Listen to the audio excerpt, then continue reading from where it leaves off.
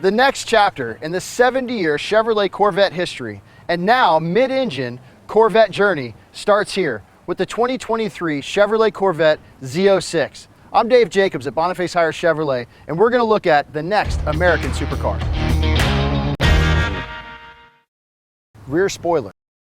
The Z06 comes standard with a rear spoiler that has adjustable features and elements designed to improve the high-speed stability and cornering capabilities on the racetrack.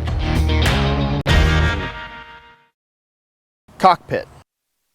In the driver-focused cockpit, premium materials continue to elevate the luxurious look and feel introduced with the Stingray.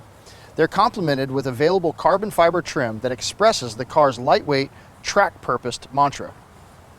Unique features include an available carbon fiber wrapped steering wheel, shift paddles, and new carbon fiber interior trim package level 2.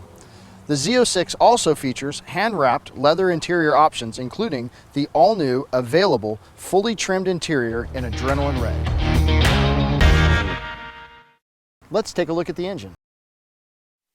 The 2023 Corvette Z06 debuts an all-new 5.5-liter dual overhead cam V8 engine that marks a return to natural aspiration for the track-capable performance model.